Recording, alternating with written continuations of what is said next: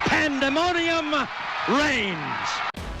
Yo, welcome to Pandemonium Reigns. And forget all that intro stuff because I can't breathe. Because big facts. It's Tennessee and it's Florida. It's Neyland Stadium. It's CBS. It's 3:30. It's more than 101,000 since we've made renovations on the stadium. It's Checker Neyland. It's Mike. It's Dan in section whatever in watching in live and in person. And bro, I can't breathe. I can't either. I mean, if I had a time machine, it would be 3:45 on Saturday because something would have happened. I mean, maybe the game would have started because CBS. No, it's probably gonna be 3:50. Who we kidding? Yeah, dude. Gosh, get us there, please. I just feel like Billy Ray Cyrus and my achy breaky heart. I just can't handle all this pressure. So this episode dedicated entirely to Tennessee. I said Tennessee, to this orange cast because this is all we care about right now, man. This is it. This is it. This is so. Let's just kick things off here, man. Is this a game? Excuse me. Is this a career-defining game for Josh Heupel if he wins this? Yes, I think that it is because don't even want to know. I mean, it's definitely at least former. You got to go to former at least to a coach that beat Florida in his second year at Tennessee. Mm-hmm. I don't know how many previous coaches should have done that. Butch Jones certainly should have. Pruitt, Florida was they definitely picked up quicker under Mullen than we did under Pruitt. Mm-hmm. Jones certainly should have. Lane made it sound like it was going to be a runaway. I mean, yeah, this is a career-defining win if we do this because of the series that it is. Now, let me ask you this. If this is a loss for us, what kind of trajectory does this send the Heupel era down?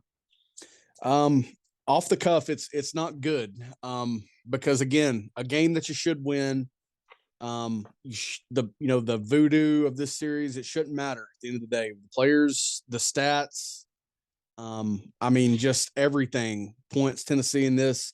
Tennessee's a 10.5 point favorite. That number's not really moved a whole lot. Mm-hmm. And I mean, Vegas is confident. The players should frankly be confident. They should have a great game plan, I think, for Florida. Not that they won't have a great one for Tennessee. Mm-hmm. I think this should just be a game where confidence just flowing out of every pore of your skin, and I mean they should just be confident and they should win this game, frankly. So yeah, if you lose it, I think that sets up a terrible trajectory because you got a small window again where maybe Florida figures it out under Napier, maybe they don't. We've seen weird things happen there where mm-hmm. coaches just haven't worked for whatever reason, but they've still beat Tennessee. So you can't continue that. Mm-hmm. You kept using the word should. And how many times have we been in this situation as Tennessee fans where we were going into this week saying we should win this, or when it was over, we should have won that. My mind goes back to 2007. My mind goes back to 2015. My mind goes back to 2000. Gosh, what was that? 13? Was that 14? 14. Yeah. 13 was a pretty terrible game for both teams as well, right? That's true. No, that's true. That was a vintage backup quarterback game because Driscoll got hurt pretty severely, and I think Jacoby Brissett came in, and we were like, "What?" Yeah. So Tennessee was like, "No, you win it." Florida's like, "No, you win it." And finally, we went back and forth, and Florida said, "Okay, we'll win it. Sure, that's whatever. What we do. We'll win it." Yeah, sure. So we said this in 15. We were right there in 17. There's been several times where Tennessee's been better on paper. Tennessee's been better in the roster department, but Florida just keeps finding a way to do it. We're talking about 16 of the last 17. Yeah. And the rivalry, you know what? It's the exact opposite of Tennessee, Kentucky, unfortunately. Now, with the caveat that it's not as extensive. There's not 60, 80, 100 wins for one team. It's right. Literally 31 to what is it? Gosh, I've seen this so many times. 20, something like that. That sounds right. Yeah. That sounds right. And I mean, again, you go back to the start of the streak, it was neck and neck. Yeah. And it used to be a top 10, top 5 matchup every year. That's why it still has meaning. And then you add in all of the crap at Tennessee and fans wanting to exercise demons. I think players ready to exercise demons. Yeah, absolutely. So my question is, if we don't do it tomorrow, when are we? Because all signs are pointing to us. So let me ask you this: what has you worried going into this game? Yeah, the thing that has me worried is Richardson's legs. I mean, he's so dynamic and so powerful and fast. Now, granted, he's not ran like he did against Utah since week 1 when he played Utah. And people on both sides think that he's banged up and think that he's hurt. They think that he got nicked in the Kentucky game. But his legs worry me because Tennessee has to continue doing what they've done.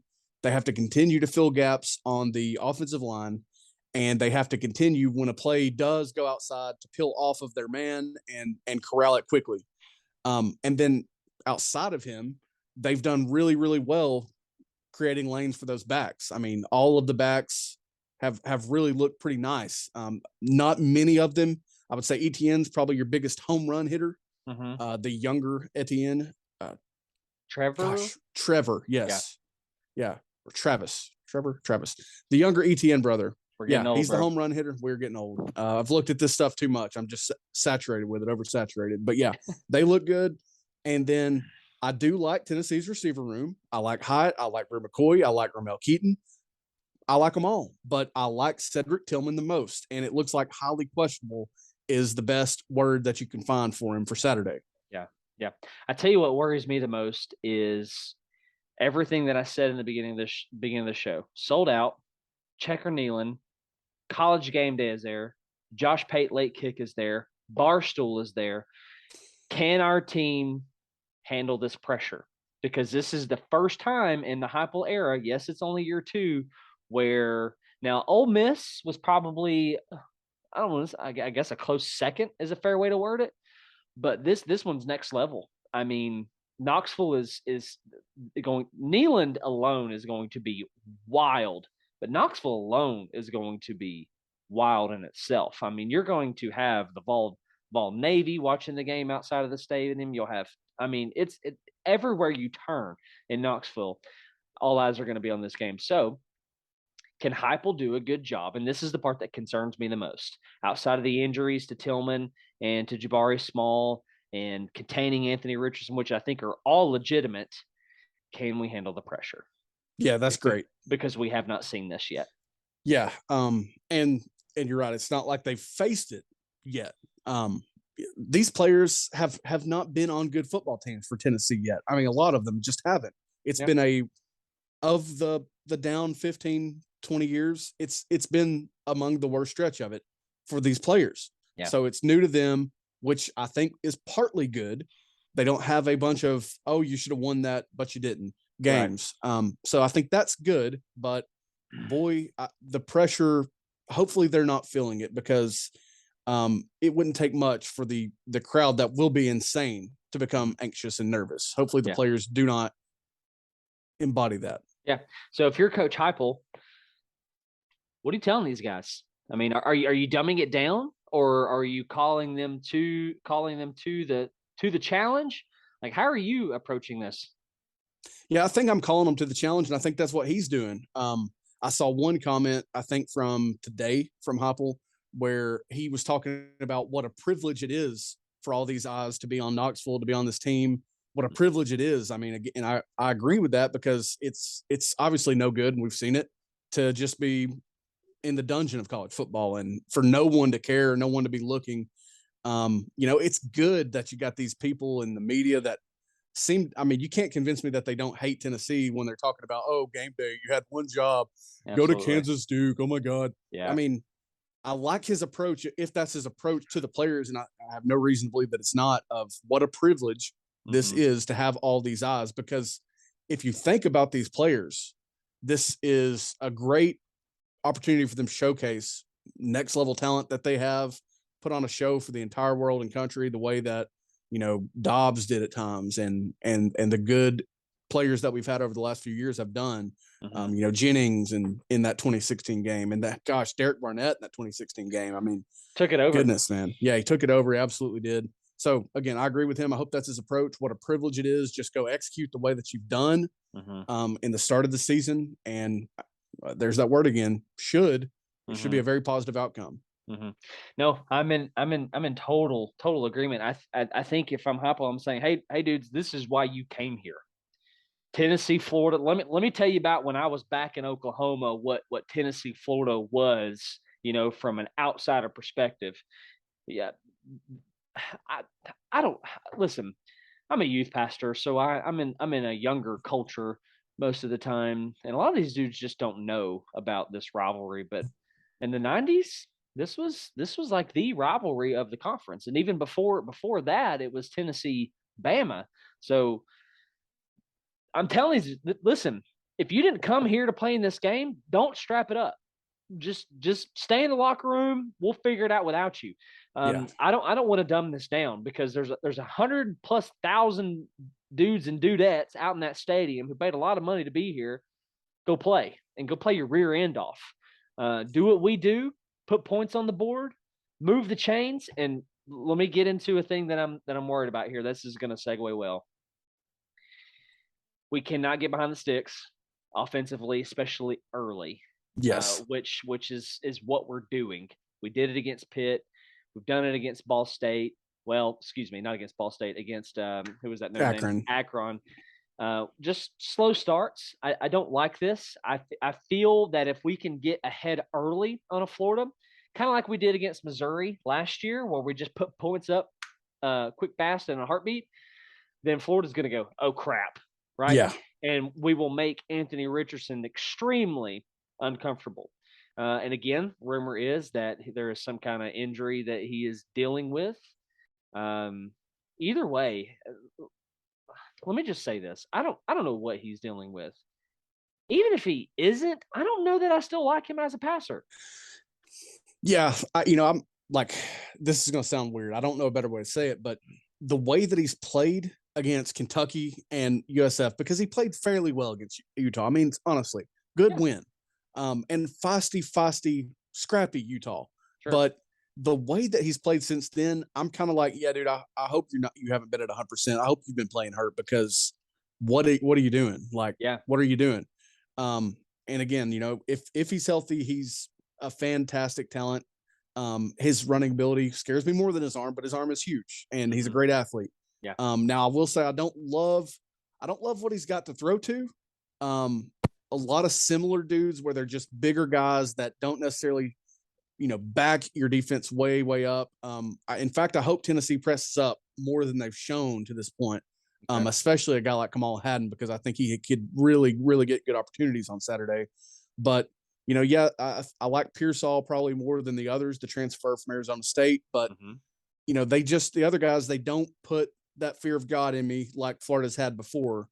I'm wanting to see a little bit more, tighter coverage from the snap for Tennessee, and I think that would be a smart way to play it. And then I think Kentucky gave you a blueprint as well for just the things that you need to do. I want to see Beasley or Banks spine Richardson at all times. Give me either one. I don't want to see the amount of pressure that we've shown at times. I know it's been effective against passing teams and have been effective at rushing quarterbacks, so I do want to see some of it, but calm that down just a little bit. Make him beat you passing the ball. And again, corral that running game as best as you can. I know they're going to try it because they've proven that's what they want to do, but make Anthony Richardson beat you passing the ball. Absolutely. So you just gave me material. So you said that you don't really want to come at him a lot, kind of like we did against Keaton Slovis and Pitt. If you will remember, I'm going to use an illustration that nobody here is going to understand.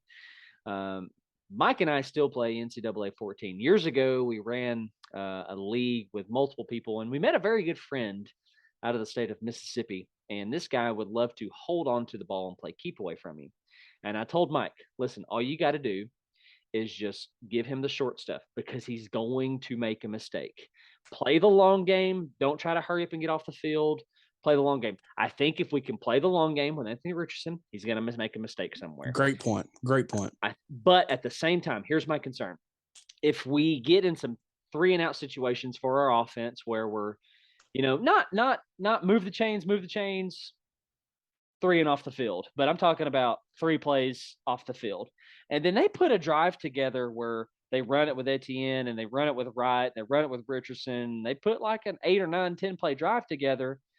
And then our offense goes back out and we go 3 and out, or we move the chains one time and then we're off the field. Now we're getting into some hairy situations because they've got a lot of confidence. Hey, we can move the ball on the ground. There's a couple things here that really worry me. And I know that the game isn't defined in just a couple plays, which one quarter will hold. So the long game, 4 quarters, I like us to be able to put points on the board, but there's a couple little things, especially in the beginning, how this game starts, I think is going to be so important.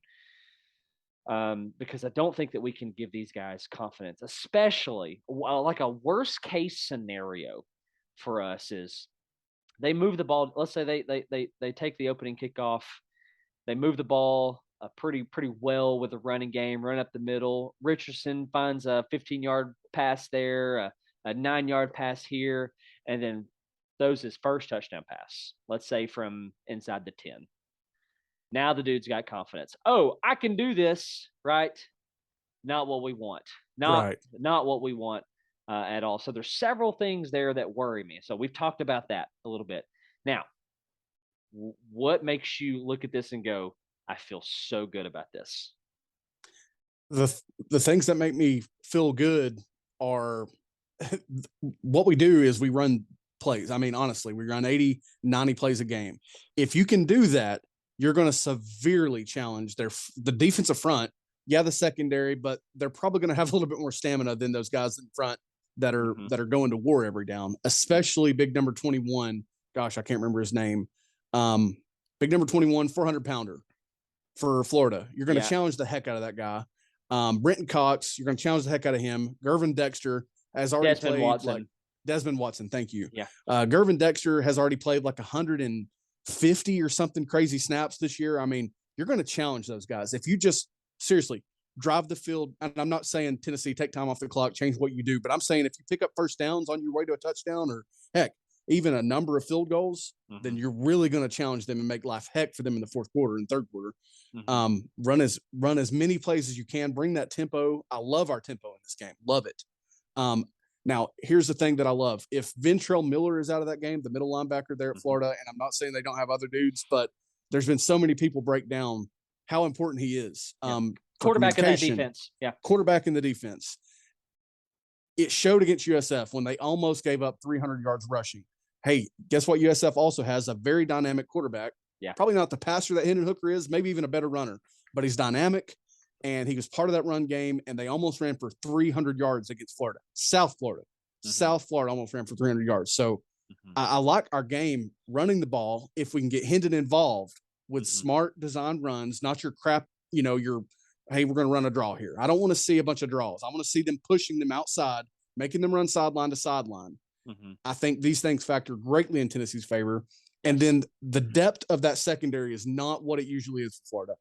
I've looked at this before. The sheer numbers were kind of crazy when I looked at them before. I mean, they list on their roster back in the summer, they listed like 6 corners on the official roster on their website, and a few safeties, looks like 9 safeties that they listed, 9+, but that's not the depth that you usually see from Florida. They have a slight case for DBU, not what it used to be. But it's not what it used to be. So I like the matchups for receiver versus DB, man, especially if you can get them out of position and get any of our receivers on a linebacker, a guy in the slot. Lord, I love that. And I think that just has big play potential, 6 points on the board potential for Tennessee every time. Yeah, no, I'm with you. And apparently there's a rumor out there that they're not going to rotate or put Desmond Watson out there unless they're in some short yarded situations, which is a little confusing because once he's on the field, especially if we've got the whole field to work with, he's out there. He's stuck. He starts to drive. He's out there. And gosh, I want to see him, frankly, because I think if we get rolling down the field, he's out there for that drive. There's no way to get him off the field without faking an injury, calling a timeout, just something stupid. Yeah. Absolutely stupid taking place. He's not coming off the field. And we've named, I think, 3 dudes in that front 7. Well, if you count the front 7, we've named a couple more. But if you name just the front, you look at Brenton Cox, great player, made a big difference in that South Florida game, transferred from Georgia. We've named Desmond Watson, and we've named Gervin Dexter. There's just not many names behind those guys. I mean, you look at Gervin Dexter playing 150 or 100 plus snaps to this point through 3 games. I mean, that's insane. Yeah. That's insane. That's thin. I really, really like that. And whether Tennessee goes down the field or they in a drive, that is driving the field, picking up first downs, or they hit big plays for touchdowns. I think you can break this Florida team early if you'll do it. I think a 13 or a 10 to 13 point lead in the first quarter, I think you could I'm not going to say salt that thing away, but I think you continue to build on that.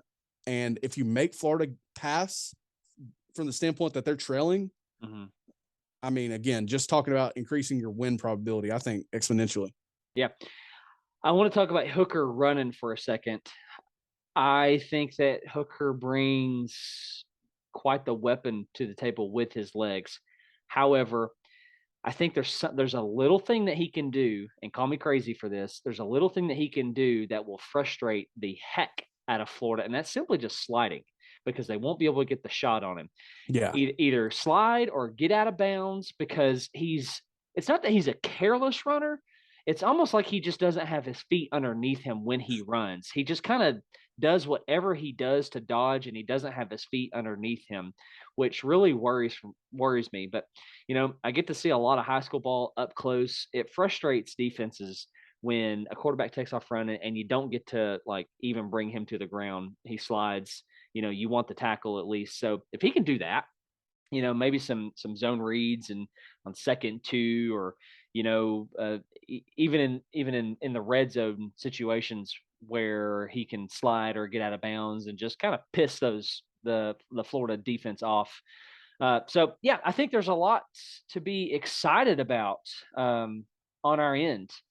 I still have my concerns, but I think if we get into halftime and Tennessee has anywhere between, let's say, 21 or 24 total points, then we are playing Florida's game.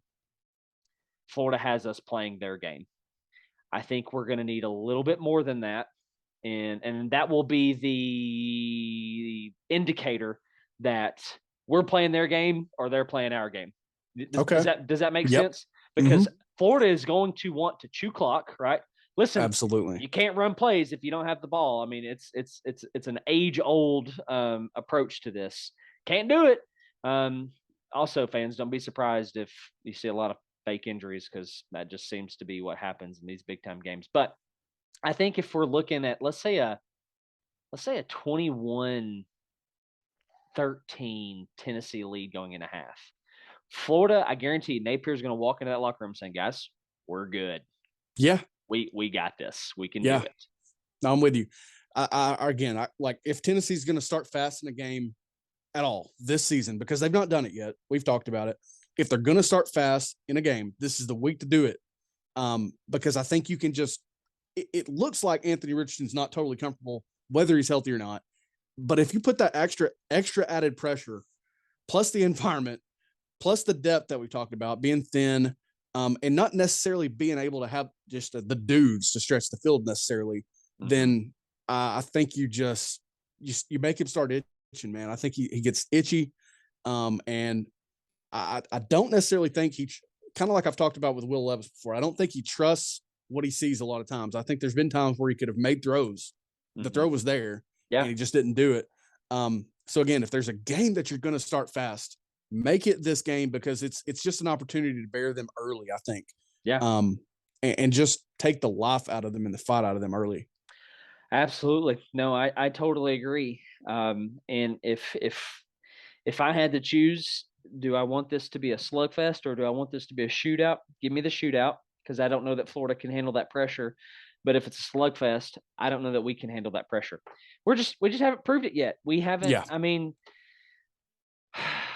we've played Akron and Ball State, man. I mean, Yeah. that's it. And that's Yeah. another thing that worries me is Florida's a little bit battle tested. You know Yeah. what? They had a big game by hosting Kentucky. You know what? They're battle tested. Say what you want about going toe to toe with a USF. It was ugly. They found a way to do it, but they Mhm. found a way to do it. They've got a good win, at least what I think is a good win against Utah. I've heard some of their beat writers say it was an ugly win.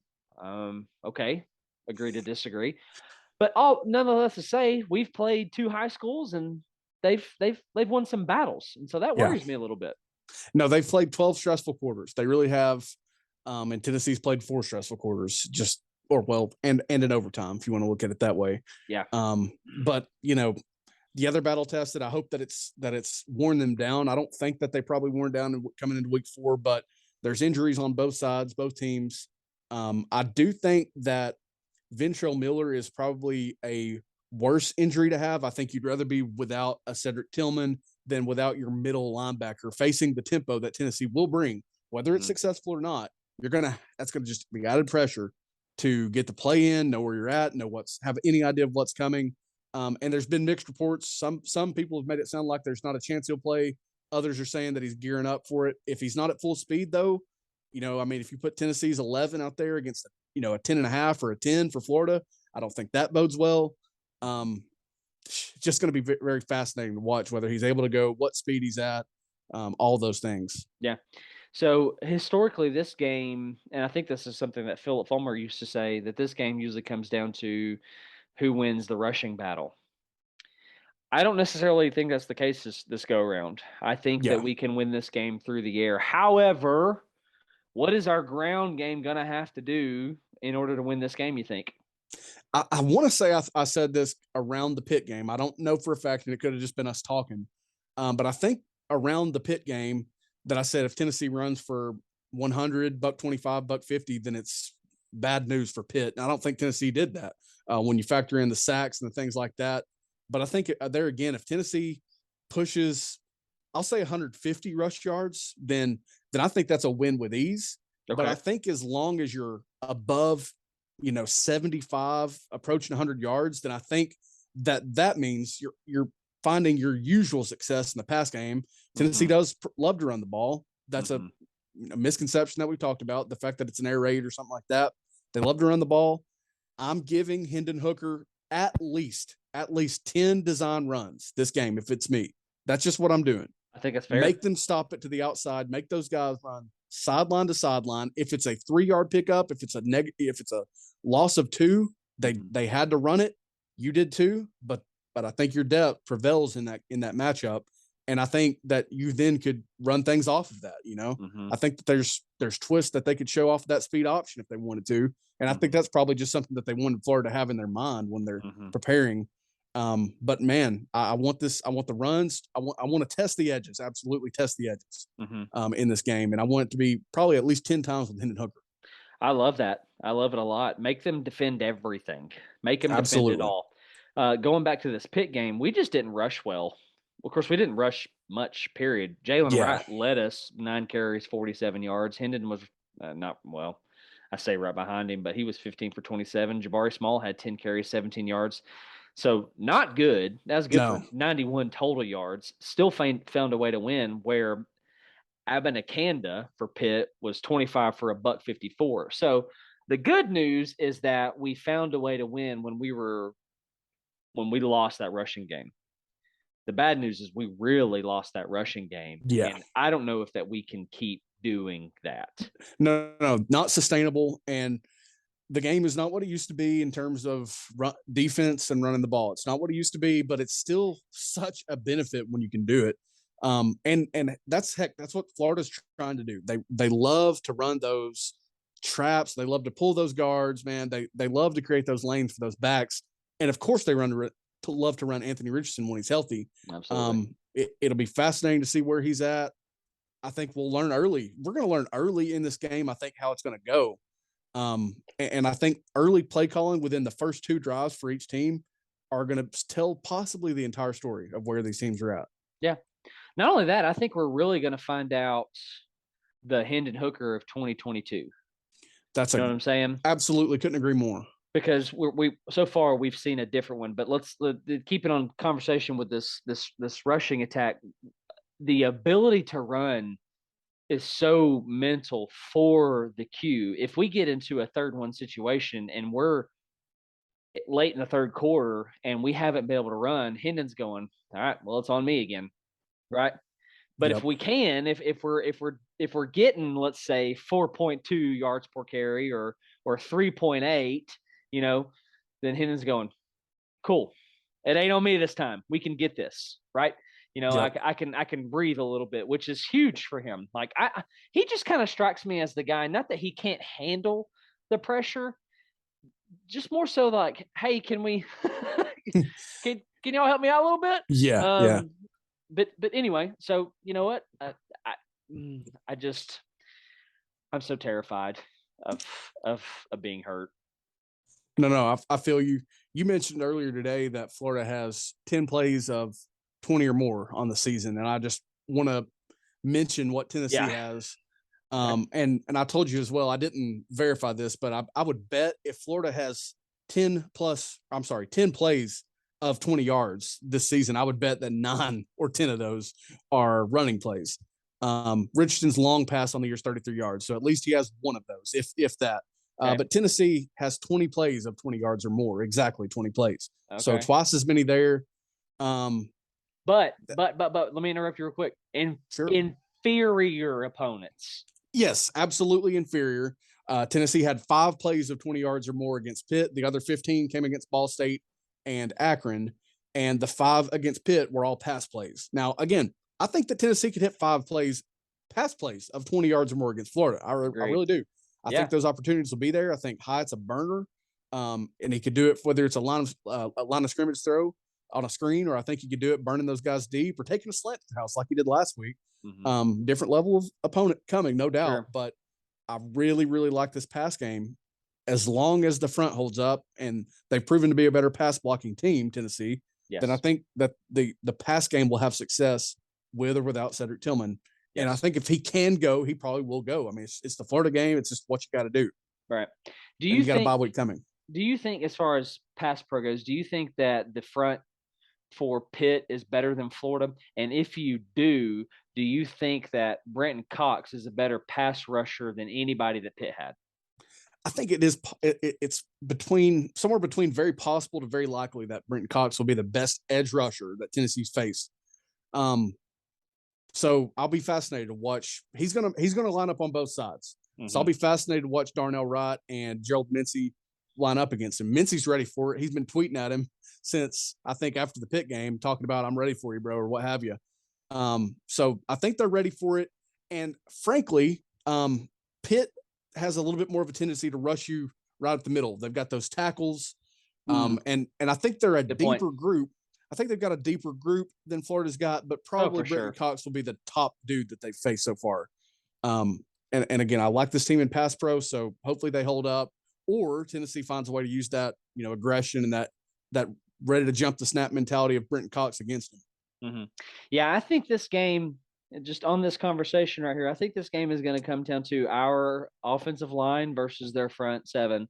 And if we can consecutively win that matchup, play after play, I feel really, really good. I feel absolutely. I almost don't care what Florida does offensively. Absolutely agree. I mean, if we're keeping Hendon clean, then they're in trouble. Yeah. If we're giving him time to throw, then gosh, they're just in such huge trouble. I mean, seriously, maybe the way this has changed is that it's no longer who rushes for more yards. It's who keeps your quarterback cleaner, who gives him more time to throw, things of that nature, which is very similar to the rushing yardage total, but not quite the same. Mm-hmm. Yeah. So one last thing that concerns me before we land the plane here in that special teams, we've got to get this punt block situation figured out. We can't have any muff punts. We can't do anything special teams related to give them momentum, to give them, especially to give them points, to give them field position. A muffed punt in a game like this, that's not going to bode well. You don't need to give Anthony Richardson the ball on our 30-yard line. Nope. You need to make him go 70 yards as many times as you can, because they would have to run for a lot of that 70 is what they've proven to pick it up. Yeah, absolutely. Absolutely. So there's a couple things, obviously, that bother me. Sustaining drives, not making mistakes on special teams, defensively not having bust, filling gaps, which I think through 3 games, we've done better than we did last year. I mean, Matt Corral ate us alive with our inability to, fill gaps.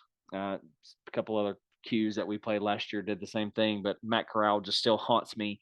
So I will not be okay as a father and a husband if Anthony Richardson runs wild all night. This is not going to be okay. Absolutely.